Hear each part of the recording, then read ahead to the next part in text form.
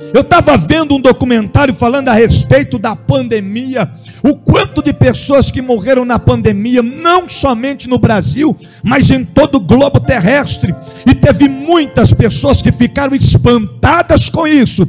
Aí eu vi uma comparação de um pastor falando a respeito de uma pregação do Billy Graham, um dos grandes pregadores da palavra do Evangelho de Cristo Jesus, e Billy Graham dizendo assim: vai chegar um tempo em que vai vir peste sobre a terra, que vai matar muita gente vão ser ceifada pelas essas pestes, essas pragas que vão vir sobre a terra. Mas Billy Graham dizia: mas não vos assusteis, não vos espanteis com isso, porque tem uma peste que vai matar muito mais do que as pragas. E alguém perguntou: quais, Billy Graham? E ele disse: o pecado. O pecado é uma coisa que mata silenciosamente, é no oculto, é no escondido, é nas espreitas, é nas caladas, a gente vê diariamente. Por isso que a palavra de Deus nos diz: aquele que estiver de pé se segure para que não. Mas aquele que caiu, irmão, tem que se colocar de pé. E cabe a nós, cabe a você, cabe à igreja que está de pé, militante na terra, entender que o diabo não está se apresentando dizendo quem ele é.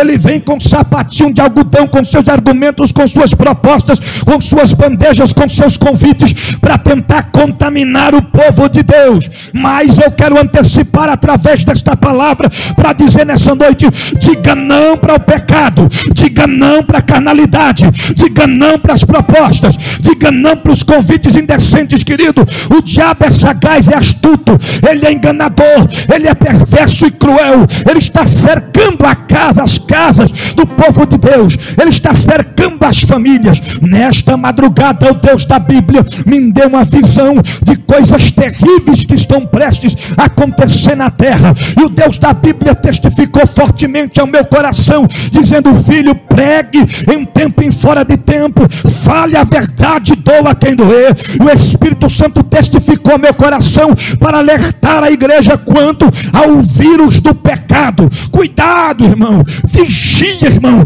esse vírus é contaminante, esse vírus é sagaz, é perverso, vai pegar muita gente nesses últimos dias e jogar para a lona, em nocaute espiritual. Mas eu quero profetizar nesta noite que no meio do povo de Deus que está lavado, remido e santificado e purificado no sangue do Cordeiro de Deus, não tem lugar para o pecado, não tem lugar para a carnalidade. O Espírito de Deus nos cobre nessa noite com o seu manto de glória, com o seu sangue, com o seu poder, mas nós precisamos andar com vigilância na presença de Deus. Não se assuste com o que vai acontecer daqui para frente, irmão. Nós estamos vivenciando os últimos dias na terra. A gente via muitos pregadores falando a respeito de avivamento. Está vindo um grande avivamento, um grande avivamento, um grande avivamento, um grande avivamento. E a pandemia que chegou. E quando a pandemia veio, a gente, principalmente a gente que serve a Deus, pensava, principalmente quem é pastor, quando essa pandemia terminar, aí que o povo vai ficar mais crente ainda. Não é possível, com todo esse acontecimento. Mas os valores se inverteram. Parece que a pandemia foi uma injeção na veia, uma injeção anestésica na veia espiritual de muita gente.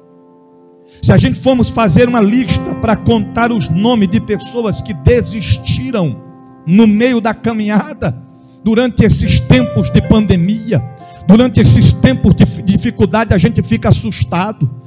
Não falo isso com demagogia ou com querer ser melhor ou se achar mais forte espiritual do que os que pararam, os que desistiram. Não é isso.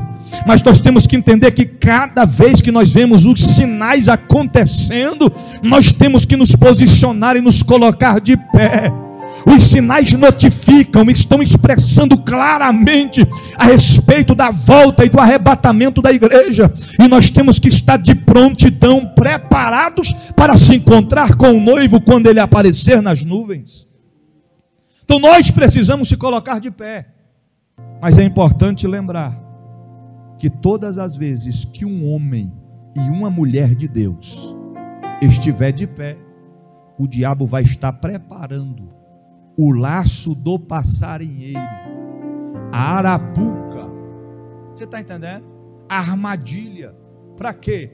Porque o diabo não suporta ver alguém de pé. Ele não suporta. Que ele caiu e não tem oportunidade para se levantar. Para ele é fim de carreira. Para ele os dias estão contados.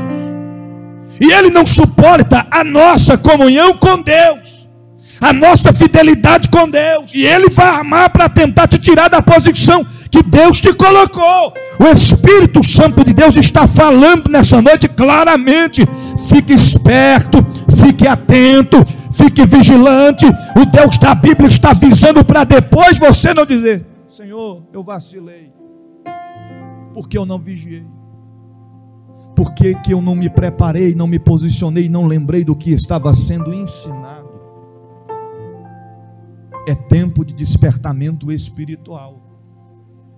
Levanta-te, Jeremias.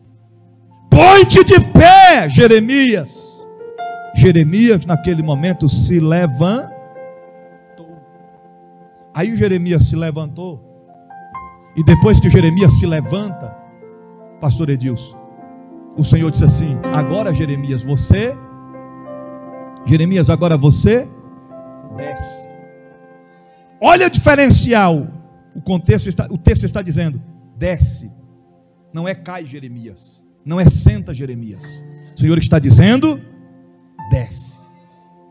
É tempo de descer na presença de Deus. O Espírito Santo falou comigo ontem. E falou assim: pode preparar os vasos aí para ir lá no monte capinar. Eu falei: por quê, Senhor? Porque é tempo de descer. Está entendendo? Descer como, Senhor? Na oração, na consagração, em lágrimas, se humilhar diante dEle, se prostrar diante da majestade eterna.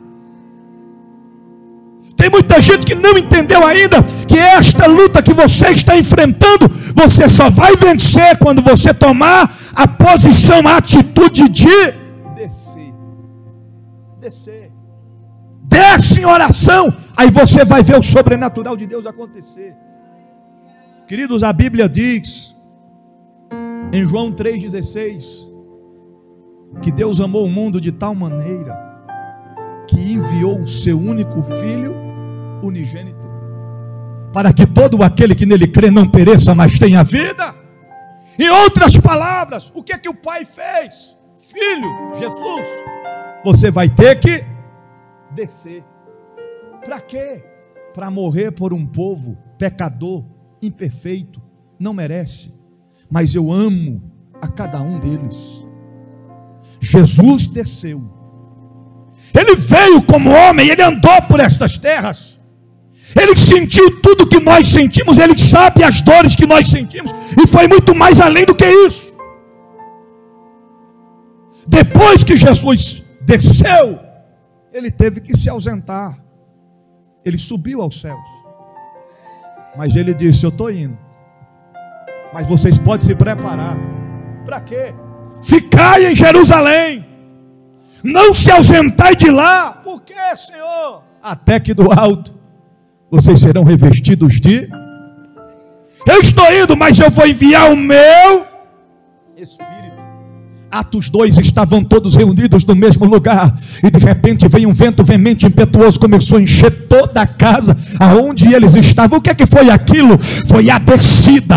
O Espírito Santo de Deus desceu sobre eles e distribuiu sobre eles línguas repartidas como de fogo, conforme o Espírito lhes concedia que falasse. Ei, o Espírito Santo de Deus desceu e está até hoje dentro de mim, dentro de você.